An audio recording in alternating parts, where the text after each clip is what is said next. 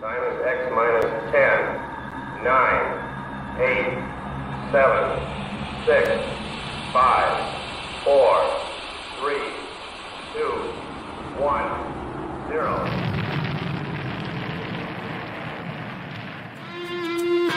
It's the Rocket Hour. Y'all are now tuned in. Time to hit the pick four that you'd love to win. If your money's coming slow, step on the faster track with your host, Ricky Pasternak. Let's go.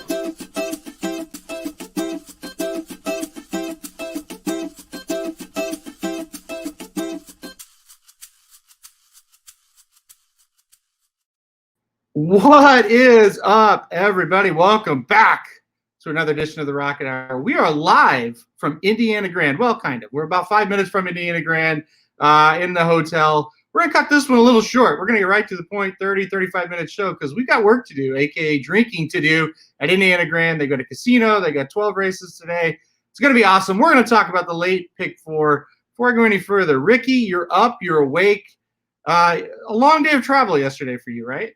Yeah, I was at the airport at 5:30 or so. I didn't end up taking off until 1:15. We're talking PM and then 1:15 AM. Good point. PM to AM. So that wouldn't have been as bad. So I'm running on very little sleep. You are too, actually. Well, yeah. This way. He is too. Just an hour or two, maybe more than me. But yeah, we are here. We are ready to go in Shelbyville, Indiana. It is a beautiful town. Haven't seen much of it yet, but we did pass the track on the way home. So we're excited. Big car today, 6 stakes races, I believe, 2 G3s that we'll discuss as well in the sequence. So I'm looking forward to it, and hopefully we can make it a winning day. It's going to be fun. It looks like a really fun track. I can't wait to get there and get going. They've got a really good card. The Indiana Derby, it's not the greatest. We don't lie to you on this show, but the rest of the card is really, really good. But we will talk about that Indiana Derby that I mentioned here. Listen, let's get right into it, right? We might as well. I will pull up race 9 for us. Like I said, we're going to talk about the late pick 4 today from Indiana Grand, Indiana Derby Day. And race 9 kicks us off with the Mary Humlin George Memorial Stakes, $85,000, going a mile and a 16 for fillies and mares, 3-year-olds and older. I botched the name, but talk about this race, Ricky. I thought it was a pretty good one. Yeah, this was one of the better ones.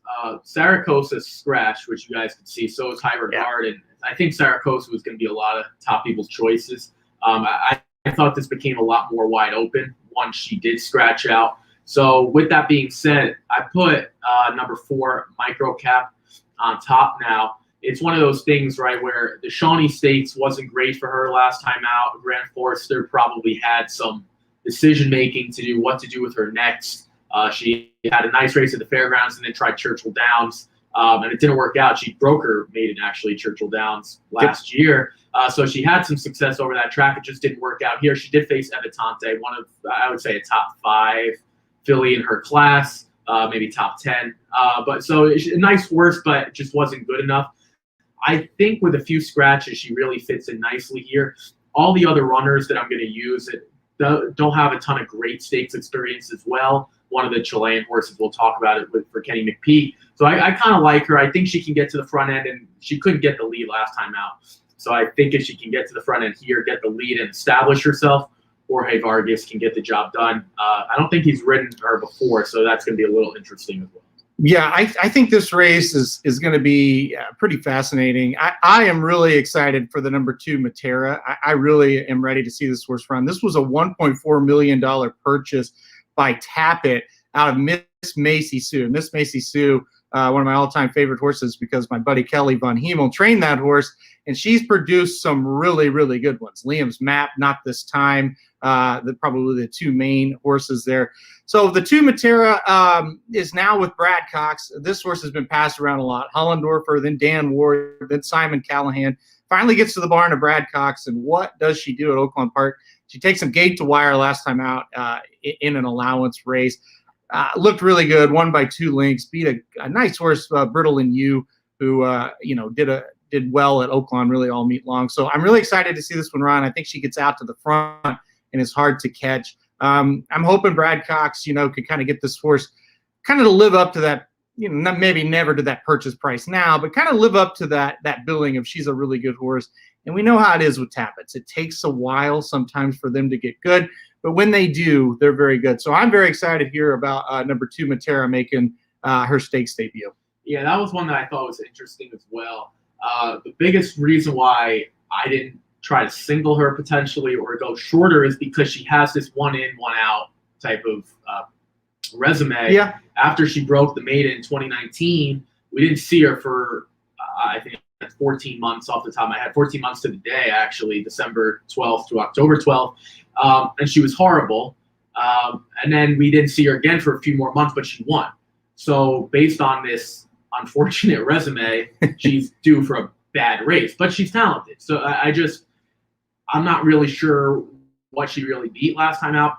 I'm with you. Riddle and You is a nice starter allowance horse, a lower level allowance optional claimer, but this is going to be a little different. The Tappet horse is Tappet part of the point you made definitely suggests she can run this distance, and she did it last time out, so she shouldn't have an issue. I thought another horse to keep an eye on was the 5, Juliana. She lost to Heavenly Curlin and Art of Almost last time out in the Maple Leaf Stakes. It was a grade 3 back at Woodbine. That was a much better race than we're going to see here. And I try to avoid Woodbine runners with all my might, but I just couldn't here. Again, Saracosa, I really thought was the horse to beat. And I kind of did like High Regard as well coming out of that Shawnee Stakes with Evitante. This became a lot more wide open. I think we could have started off with horses we don't want to use, to be quite honest with you, because I only have 2 that I don't think has a legitimate chance. I like the 5 and I like the 8, Grand Baby, the Chilean horse. I'm not really sure what to make of these Chilean horses. When we see horses from England or just Europe overall, we kind of have a better idea, especially if it's like a Turf or Chad Brown. We really don't know what this horse is going to be. She looks like she has some tactical speed on paper. I do appreciate the Chilean tracks giving us some real past performances as opposed to just the finish position, which never really helps much. No. But this is going to be a tougher start of the year. Brian Hernandez and Kenny McPeak more than capable of winning. So I went 2, 4, 5, 8. I just thought this was wide open. I did want to ask you about one horse. We were talking about this off air, and that was the 1, Fire Coral. If you're to bet this horse, what would you say on paper is the reason outside of the Asmussen Francisco Arietta angle? Because this horse looks like garbage as far as I'm concerned. Yeah. I mean, it's definitely a horse that has had some chances in lower levels and hasn't really done much. Catches a field here that isn't the best, is what I'll say. I would need every bit of 8-1 to play the horse to win, no doubt about that. I think the horse won't be that because we got scratches and you got the Asmussen angle. I think the horse will be overbet. To me, that's one that's going to take money that I just don't think has much of a shot. It's going to be tough. I would much rather take a horse like the 2 that's 1 at the allowance level at least. So it's been a while since we've seen Fire Coral do much of anything. Those allowance races at Oaklawn are always tough. There's no doubt, but horse really wasn't close. So I'm not overly amped up to see Fire Coral today. Sure. I think we'll have a good idea of what she is come post time, just based off the odds. I think that will give us an indication of truly what she is. It's hard to go against Asmussen, but I mean, I'm not sure she really belongs in this spot. Yeah, it's hard to go with him in this spot. It's pretty tough, and we kind of saw last week at Prairie Meadows. Sometimes he ships to these smaller tracks. It's not the greatest. So, all right, let's go on to the 10th race on the card. A race that you can see on the screen now as I'm scrolling down is just riddled with scratches. Race 10. It is on the turf, going to mile and 16th. It's the Indiana General Assembly Distaff Stakes for fillies and mares, 4-year-olds and upward. We had a field of 13. We have the 2, the 3, the 5, the 8, the 10, and the 11 are all out. What does that leave us with? I haven't even a field of 7 out of the 13. I still don't think it's a bad race, but the scratches really hurt this race, right? Yeah, the crazy thing is I like some of these horses before the scratch is out, but I really like the also eligible, and that's the 13, Al Nassim. Al Nassim was entered in a race, maybe at Ellis Park over the weekend, taken out as an also eligible. All of a sudden, she draws in here. And that 13 post is going to be really deceiving. She has a lot of speed and breaking from the outside, which is going to be number 13, but it's really going to be from like the 7th post. Number 7, yeah. Because they're not going to make them start all the way from the outside. So I think this is a big spot for her. I'm very interested to see what people make of her for 2 reasons. One, the also eligible tag, a lot of people forget. And the 13 are people going to just think that's too far outside. She's really breaking mid-pack, if from a 7 spot or maybe an 8 spot, whatever they might open one rail up. She drawing to the outside is a massive, massive advantage for her.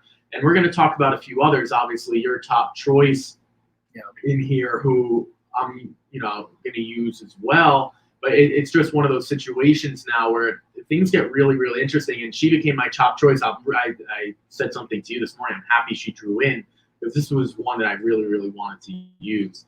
I'll talk about a few others after you go, but I think Al Naseem is probably my top choice and one of the horses that I'm very confident in within the sequence. I'm kind of with you that Al Naseem is certainly the horse that I'm most scared of. I'm glad that the horse is in. And like I said, if there is one benefit of scratches is the horse like the 13 who wasn't also eligible gets in. Now I would rather only have 1 scratch in a field of 12, but whatever happens there. So we're going to look at Raven's Cry though. That's what I got to put on top. And I don't really know how, I shouldn't really say that. I mean, I can see how way this horse loses, but she's going to have to be pressured early. And I don't really know who's going to do it if the 13 doesn't. So, and I don't see him really getting on a speed duel. I think Raven's Cry, the 6 horse, is just going to be a little too fast early. Get out in front on a fairly paceless race. This horse is 2 for 2 on the on the turf since coming to the United States. Last time out, kept on the dirt for an off the turf stakes at Lone Star, which was where I was actually. Laura's Light won that race. And Raven's Cry was second. But I think getting back to the turf, I don't know. I just think this horse is going to be pretty tough in this field. I was going to be against her a little bit, but a 7-horse field, and it looks like she's got the most speed. I think she's going to be tough to run down. Yeah, that's obviously one that makes sense. And I'd be remiss if I didn't think this horse had a shot. I think we're going to get a very, very, very short price. And I'm not sure how much better she is than the rest, because I'm not really sure what she'd be down in Sam Houston, or at Lone Star. That race was taken off the turf. Obviously, last time out was a sloppy track. I think was that one of the days you were there? Yeah, that was the day I was there. Yeah. It was really, really nasty, and I know the turf races became difficult. I think because of the connections, a lot of people are going to bet her, as well as the 7 Summer in Saratoga, who we haven't really got a chance to talk about, and I'll do so now. If we look at her resume, I'm a little bit more impressed over Raven's Cry. I'm willing to throw that race out for Summer in Saratoga last time out, than that stakes race that the 2 came out of, just because if you're going to come from off the pace and you're going to be running on the dirt, it was her only dirt star. I'm not really sure why Joe Sharp kept her in, to be quite honest with you. Based on the performance, I guess it's easier said than done now. Maybe in a field of 5, you only have to beat a few runners to get a nice paycheck, but clearly she didn't enjoy it. The race before that, she loses the rider, but before that, I think that was a Tom Benson. She was really, really good, and she beat Dominga, who I think we would have had as our top choice. So with that being said, if I had to take a heads-up bet, I would take Summer in Saratoga. Great name, by the way. But she's been extremely, extremely consistent.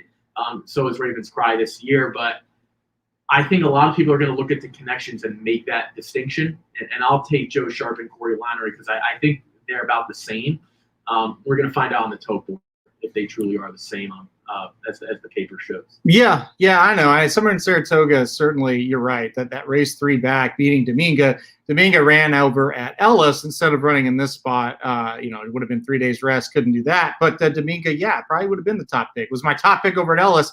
He got nipped there at the wire. So, Summer in Saratoga makes a lot of sense. I mean, it's a situation here where if Raven's Cry doesn't win, or somebody kind of pressures that horse up front, then it gets kind of wide open. So I think it's still an interesting field, even though it's just 7 horses.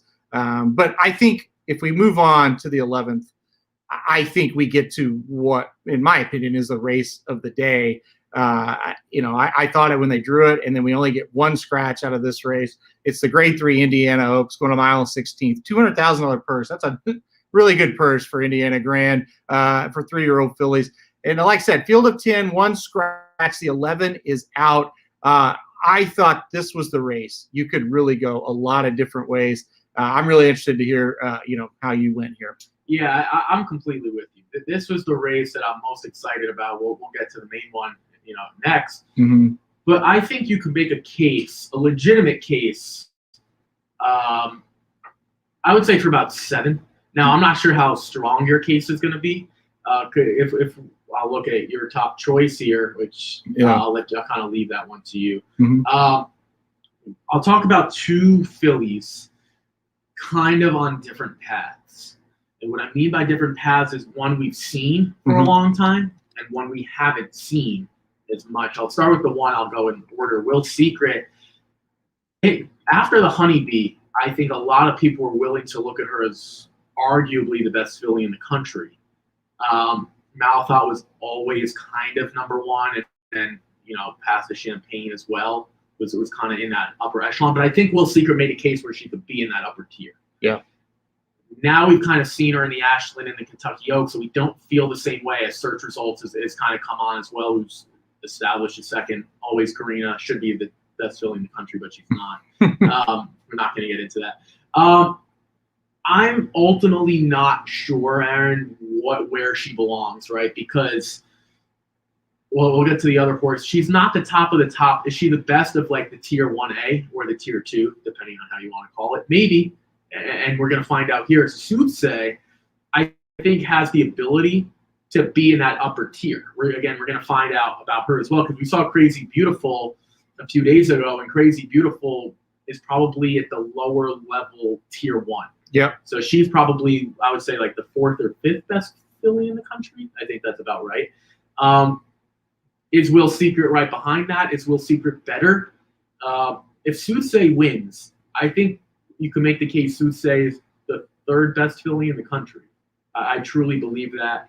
I do think it's Malathot and then a tier and then Search Results and then another tier to a bunch. But maybe a dominant performance by either of these 2 can put them number 3. And maybe down the road they do challenge Malathot again, maybe in the coaching club. I'm not really sure. None of them have New York experience, I don't believe. So we're going to find out. Maybe Will Secret does. I'm not looking anywhere past October. She does not. Yeah, she does, and I didn't think she did. So we're going to see. Those are the 2 I'm really interested about. My top choice is also your top choice, so I'll kind of let you discuss Lovely Ride. Yeah, I went with the 5 Lovely Ride on top. Big reason why. And I definitely concede that Will Secret is like the class of the field. There's no question in my mind. But when you look at the fillies that came out of Oaklawn this year, they haven't been great, right? You look at the fillies that have come out of California, they haven't been great. So while Will Secret and Soothsay kind of have that resume of, oh, yeah, they ran in these big races, some of those races weren't great. Now, Will Secret 3rd in the Kentucky Oaks. Obviously, you can point to that one and go, well, if she runs that one, she should win here. I mean, you're probably right. But I like the 5 Lovely Ride enough as kind of that new shooter to take a shot with here. And I think she finds a field that makes a ton of sense for her to make her stakes debut here. One, broke the main at Sam Houston. Okay, no big deal, right? Goes back to an allowance, 5.5 furlongs Sam Houston. Again, it's almost like, yeah, that's fine, but, we don't really care. Going to Churchill Downs, winning at this distance against Allowance Company and doing it by 6.5 lengths last time out. Okay, yeah, you've got my attention now, Lovely Ride. So I think she's worth a shot to try to play against who I will assume will be a heavy favorite in Will Secret and a strong second choice in Soothsay. I think we can get 4-1 on Lovely Ride because of the presence of those other 2 horses. I like that she has early speed. I think she's going to be tough here. I like Lovely Ride to kind of pull off, I'm not going to call it a huge upset, but a mild upset for sure. Well, and that's the thing, right? I'm not really sure what we're going to get kind of odds-wise. I'm very, not concerned, but by using Lovely Ride is extremely interesting because I didn't make much of Moonswag, never have. I never really much of Sylvia Q, Mhm. but it was such a dominant effort. Granted, it was a field of 5. It was such a dominant effort where you have to kind of think that there's something there. I also wanted to see her at all of this distance, and she proved that as well. There were a lot of question marks that she answered. Yep. So I'm with you on the new shooter thing. If Will Secret, let's say on 0 to 100, and Susek run between a 90 and 92, can Lovely Ride run a 93? If she does, if she beats this field, she's in the top 5 conversation as well. Mhm. So it'll be interesting to see what they do as well. Again, no New York experience. None of these runners have New York experience, I believe. So it's going to be interesting to see what happens here, because they really have one of 2 options at this point. It's really like Saratoga or Del Mar in terms of big tracks in the next 6-7 weeks. Yep. So I would be shocked to see if we, a bunch of these somewhere. Maybe not the coaching club, but somewhere big. But I'm with you. I put Lovely Ride on top as well. I want to see how they shake up into the first turn. I think that's going to be a big deciding factor. Who gets the jump on each other? I don't know how fast this is going to be. Decent sized field, but it's going to be interesting. Moonswag. I'm not really sure why Moonswag is here. 20 to 1. It's going to turn the tables today. But seriously, if you want to make the case for Moonswag, there are a lot of horses here that need the speed, need the lead. Showing some speed. Marion Francis, Yeah. Lady Aces, Sweet Pearl can be a little tactical. Lovely Ride, obviously. Soothsay. Shout out to Olivia of the Desert running in this one as well, off the win in the Panthers Stakes on my birthday. Yeah. A lot of these horses need the lead, and is there maybe like a Moonswag who shocks? I don't see it. I think if we're going to get an upset, it might be in the feature, which we're going to get to now. I think one horse, and I full disclosure, I did not use the horse, but one horse, I think if you're going to go really short in the feature, which I don't think we're going to have an upset, we'll talk about that really quickly here in a second, but if you're going to go like 5-6 deep in the race, what about the 7 Little Tootsie? That's a horse that people kind of were high on going into the Fairgrounds Oaks. She sucked. Ran in the 8 Bells, sucked. Kind of got back on track last time out at Churchill and Allowance. Kind of what you're kind of talking about comes from off of it. So if you want to play a horse coming from off of it, I thought the 7 Little Tootsie, it's like if you're going to go super deep here, I think that's one to include. If you're going to go 2, 3, 4 deep, maybe not, but if you're going to spread, I would throw that horse on the ticket. Yeah, I'm just not sure if this is the distance for her. I think possible. She's been much better going shorter. She does have one sloppy win at going a mile and a 16th, but the Fairground Oaks, that's fine. I mean, that field is better than what she's capable of. And in the 8 Bell, she cuts back and didn't really do much better either. I just think she's better going shorter. If I had to pick, to me, it would be the 8. Marion Francis. We know that this horse can go the distance, and she's extremely, extremely consistent. If she's like a B+ horse, she doesn't have to improve that much because she beat a decent group and lost to a decent group back at Oaklawn. I think that's the one she's not as going to be visually as impressive as Lovely Ride, but if this thing heats up and she's sitting 6th, like she was, or 5th or 4th, something in that mid-pack, she might be able to pound. So that's the one I would highly consider as well. I actually have that horse on the pick 4 ticket, so Yeah. I'm glad you said that. Yeah, no. Again, Brad Cox, Laurent Giroux, we don't have to get into that. I thought the 9 was a little interesting as well, Lady Aces. Yeah. If she can get the lead, she needs the lead. Mhm. Like, that's the difference. I think she needs to get there. I don't know if she's going to be fast enough, but if she does, Rispoli coming to ride also is a huge deal because we've seen a lot of Kentucky riders. Luis Saez, obviously from New York, and Pratt, but you don't really see Rispoli leave California all too much. Yeah. Pratt is the one to more likely leave between the two. Laurent Giroux, obviously, Ricardo, and things like that. But Rispoli doesn't really leave. And the fact that he does, and riding here after he was aboard last time out, I think was good as well. I'm just not sure if this is the right distance for her either. By constitution, she looks like she's probably a one-turn horse, but I guess we'll find out here. Yeah, it makes sense. Everything you said makes sense on her as well. Listen, this is going to be a fun race. By this time, I'm going to be good and sauced up, and I'm really going to look forward to this one. So, all right, let's go to the main event, and maybe you need to be drunk to get excited about this one. I don't know. I mean, it's not awful. It is the Indiana Derby. That's why we're here, right, Ricky? It's a Grade 3 Indiana Derby, mile 16th, $300,000 purse for 3-year-olds. We've got a field of 6 now as Full Charge. The number 6 horse has scratched. I know you're thinking upset. I know you're excited to talk about it, so go ahead.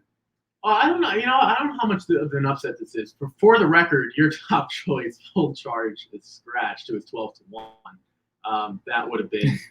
It's not my top choice. I thought Full Charge was. I was kidding. Oh, okay. Ricky cannot take a joke. That's what I've learned on this trip so far. Yeah, I thought Full Charge was his top choice. I was like, oh, all right. Well, maybe trying to get to it. Ricky takes everything you tell him serious, so don't joke with it. So, okay? well, I guess he's gonna he'll play the chalk, which is no surprise. I'm gonna use the 7, Mr. Wireless.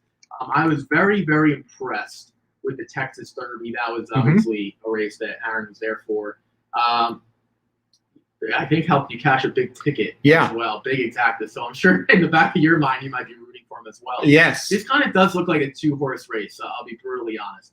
I think the difference here, though, is because it's so short. We went from a field of 7 to 6, which isn't that big of a deal, but it was already a short field to begin with. This just looks like it's a merry-go-round race to me on paper. And I think Ramon Vasquez has already shown that he can get him to the lead. Obviously, he's better going longer. It's going to be interesting to see what Ramon Vasquez does. Does he open up the reins and kind of let this horse go and try to add some distance between runners? Or is he just going to let everyone in the race? I think that answer to that question will tell us who wins. I'm hoping he lets the reins out a little bit because on paper, he's not as talented as your top choice, Folsom. But Folsom is probably going to be last. I would say maybe second to last. If this thing is 24-3 or slower, I think there's a strong chance Mr. Wireless goes gate to wire. If there is any race pressure from anyone, maybe it's the 2, WW Crazy, but if Mr. Wireless should be leading through at least 3/4 of the race, at that point, Folsom has to make up 5 lengths. I'll take the 7. I just don't think he's that much better, even though he is coming off of a couple of impressive wins. I'm going to take the 7, Mr. Wireless, and put him on top. Yeah, my heart really wants Mr. Wireless to win. I did play a big exacta that day. I put the Brad Cox horse on top of Wireless and a $50 exacta, and it came in, so it was huge. And Mr. Wireless, I also put a $50 win wager on him as well because he was 14-1 that day. And I remember talking to Samich, just like, this horse should not be 14-1. He's progressing in the right way. And like a horse super stocks in the race who's taking money, and it's just like, that horse can't win. So I think that's why Mr. Wireless, we got the price on him that we did. He ran really well. I think it's going to be, unfortunately for him, a similar story where a Brad Cox horse is entered in the race and it's just a little bit better. I think Folsom is just coming in the race too good. I thought the race last time out in the Matt win is just a little bit better than what anybody else has done here. I do think Mr. Wireless is getting better. I think there's improvement. I certainly would not just single Folsom. I would play 1-7 and that's it. I don't think you need anybody else. These other horses just aren't great. I do think it's a situation of catch me if you can, and I think Mr. Wireless does have that advantage. I kind of look at this similar to when we talked about Army Wife and Pauline's Pearl in the Iowa Oaks last week. Mr. Wireless and Pauline's Pearl kind of remind me of each other. I think they're good, not great. I think Folsom, though, the last race, he kind of showed he can be I'm not saying like Travers type horse, but like that kind of that best horse of the next group that's going to run in West Virginia and Oklahoma and Louisiana and places like that. So I think, that last race, the Matt win, kind of reminded me of Army Wife's Black Eyed Susan. This kind of looked like she had a little bit different gear in that one, kind of like Folsom did last time out. So I wasn't going to go against Folsom. I'm rooting for Mr. Wireless as well. I like that horse a lot. So listen, it's not the greatest Indiana Derby we've ever seen. I do think Folsom's decent, and I think Mr. Wireless is improving. So did you even consider anybody else? As sickening as this is going to be for you to hear, I actually considered the 3 a little bit. The 3. Oh my God. The Star in My Dreams. Oh, from the mere fact I am sick right now. Yeah, from the mere fact that this horse is going to be well out of it, but things get really, really interesting if we're looking at this again in that close pack. Folsom and Star in My Dreams are probably going to be about the same, and not same talent-wise. Folsom is much more talented. But Star in My Dreams, I say, goes off at between 8 to 10 to 1. Just looking at it from a price perspective, Yeah. that's where I come to this horse because I don't have any diagrams to show. Folsom's probably going to be a length ahead, and Folsom's going to be 3 to 5. I'll take one horse that is definitely more talented, but I'm going to get, I think, double-digit odds.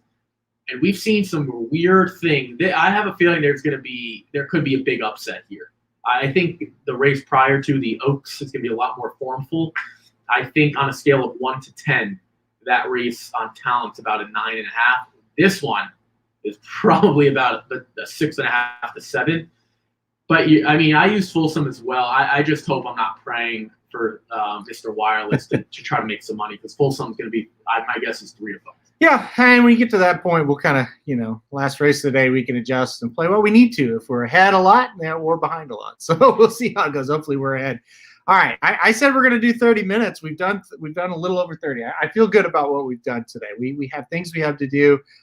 Ricky, go ahead, kind of take us through your ticket there one more time, and then I'll do the same. Yeah, so let's start back in race number 9. I'm very, very ahead of myself. I was thinking race 8. Race 9, this is the one that I think I want to use micro tap just because I think Jorge Vargas is going to give this horse a little bit of a different ride. Hopefully she can get the lead here. But I think there's some legitimate shippers from overseas. Juliana, the Peru, or it's coming from Woodbine, I think is interesting. And Grand Baby going to be making her first start in the country as well. Let's move. So I went 2, 4, 5, 8. Let's move on to the next race. I think Raven's Cry and Summer in Saratoga are a step above, but I think Almasim is still going to stay my top choice. And there's one long shot I'm going to use, and that is the 9, Rogue 2. Marcelino Pedrosa ran really, really well to when she faced Evelyn and Hindi Woods, 2 quality runners, Aaron, that on the turf. Yep. I think that's a big long shot that can do something on the front end.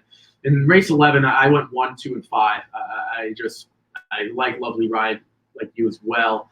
I want to see what the tote board says. I think that'll be a strong indication of what we can expect. Keep an eye on the 8, Marion Francis, who I'm not using as of now as well. And then the final, I'm going to go with Mr. Wireless. I'm using the 1 and the 7, but I think Mr. Wireless can double or triple the pay of what Folsom would. That's just my guess, even though that's going to be the second choice. I'm guessing 3 to 5 on Folsom, and I'm going to guess 8 or 9 to 5 on Mr. Wireless. Those are my odds. Star in My Dreams. If you can get double digits on Star in My Dreams, I'd consider a small win wager. But that is my ticket. 2, 4, 5, 8 with 6, 7, 9, 13. With the 1, 2, 5 with the 1, 7, that is $48. Yeah, if Star in My Dreams wins the Indiana Derby, I may just go home right after. So, well, don't do that. I need you to the airport. Yeah. All right, race 9. I went number 2, Matera. I kind of think the source under Brad Cox might be getting to where we're going to see her best self. This was a $1.4 million purchase. Didn't really live up to that hype early. Looked really good last time out, making the debut for Cox out of the Cox barn. So we'll see if this horse can go gate to wire. Out of Miss Macy Sue, one of my favorite brood mares. Okay, race 10, the number 6, Raven's Cry, again for Brad Cox. I think gate to wire again looks likely. I just kind of think she's just a little better than the rest of this field. We'll see, though. That's kind of a tricky field there. Don't be fooled by the scratches. That's still a decent race. And then race 11, the Indiana Oaks. I went Lovely Ride, the 5 horse. I just kind of think Lovely Ride can upset the 2 likely favorites, Will Secret and Soothsay. If you like Will Secret, I'm really not going to talk you off of it too much. I know she is the class of the field. But I just kind of think the new shooter, number 5, Lovely Ride, has a little bit to offer here. Might be kind of tough. And hopefully we get 4 to 1. And then, of course, the race of the day, race 12. I'm on number 1, Folsom. I just think he's a little bit better than the rest of these. Not a great Indiana Derby field this year, but, I think Folsom's pretty nice for us. So hopefully he can, make – well, I guess you're rooting for Mr. Wireless. I'm rooting for Folsom. Hopefully one of the 2 can win and make the trip worth it for us. So $50 investment total for me. I went $10 on the first 3 and then $20 on Folsom. All right, Ricky, any final thoughts before we head out? No final thoughts. Okay. But what I will say is if anyone wants to reach out to me personally on Twitter, and they give me the winner of the race, the big race today, the Indiana Derby. You give me the winner and the amount of lengths to the quarter, I will give you $100. Wow. I'll give that to anyone. It has to be the winner and the exact amount of distance. It has to be like 9 1/4 or 1 1/4. It can't just be one. Right. It has to be 1 and to the quarter. I will get the official results from Equibase. Can I play this game? If you're nice to me. Okay. but- Folsom 3.5. Yeah, right. It could be to the half. It doesn't have to be like 1/4, but it has to be to the quarter. So Let's think. So if it's like 6, if you say 6 and it's 6.5, unfortunately, I'm gonna do Folsom a length and 3/4. Actually, he might have a hard time running down Mr. Wireless late. Yeah, so Folsom length and 3/4. If you guys DM me, we'll cut this off. Let's see. Post time is What is post time for that race? 8:25. So I'm gonna cut it off God, at 8:25. At 8:15. So if you DM me It's gonna be a long night. at Ricky P, I don't even know my Twitter name. I'm going to put this on Twitter as well. At Ricky P _15. You know what? I'm going to lower it. If I think I'm going to get traction on this, I'm going to lower this to $50. No, it has to be 100. No, I can't afford it. I'm not playing then. $50. And DM me at Ricky P _15. Of course, now you don't want to do it. Folsom length and 3/4. Well, you have to DM me. Okay. If you guys DM me, I will have it all in there. Again, you can do it right now. Just your top choice with the length of the winner, and I'll give you guys $50. It doesn't matter what the horse pays. I'll give you $50. Well, and we'll figure it out. So hopefully you guys can do that if you guys want There to you as go. well. And hopefully we make this a winning day as well. It's beautiful out as of right now. Yep. We're looking outside the hotel room. It is supposed to rain later, so hopefully it kind of stays away. But looking forward to it. We've never been to the track. Yep. I don't think before. I haven't, at least. nope, me neither. They look beautiful driving in. So we will head over there soon. Post time is 45 minutes. Yep, out of here, food, get over there, get ready. So yeah, if you're happen to be at Indiana Grand today, just let us know, and we'll be there, and you can slide into Ricky's DMs and tell him about you're at Indiana Grand, and then you try to win $50. And man, I didn't know about this. This is good. Do not DM me. I'm not doing this contest. So just an FYI. If you DM me, you will be ignored. No, I'm kidding. Well, if you DM me about the contest, I will ignore you. But if you DM me and you say you're at Indiana Grand, we will see you there. Have fun today if you guys are playing it. Hopefully we see some people out there today. And good luck to everybody. And oh, by the way, we will not have a show Thursday. Tomorrow we will be off. We're both traveling home. We will be back on Friday. I'm guessing Belmont Park's what we'll be doing. So check us out Friday, Belmont Park. And good luck to everybody playing Indiana Grand today.